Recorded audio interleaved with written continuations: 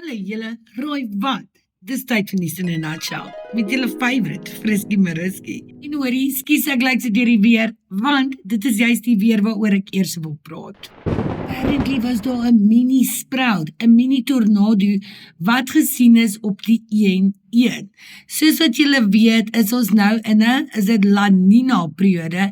Met ander woorde, die weervoorspelling het verlede week gesê hulle verwag above average normal rainfall vir al die binnegedeelte. Met ander woorde, ons gaan kaak. En julle, my kat het ook sê, Gingy, sê vir hulle dit so.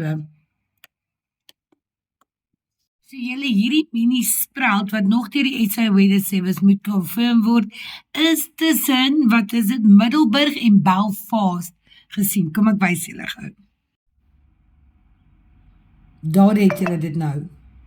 Die van daai wat soos ek deur die weer is of geplaas met die weer, asseblief laat weet my.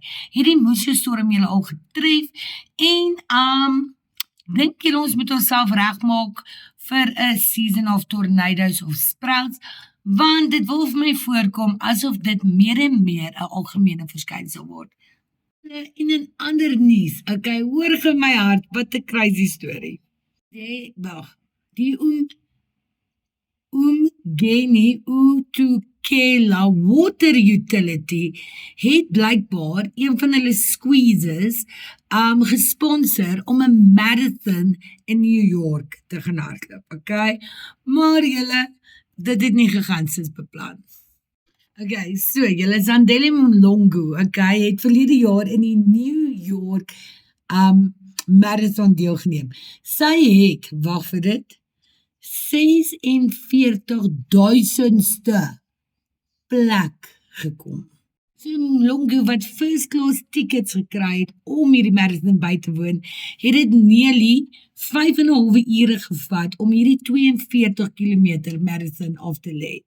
As jy dit compare met ons normale comrades in Suid-Afrika, is die normale comrades 89.98 km lang, waarby iemand soos Gerda Stein dit lag in 5 ure doen.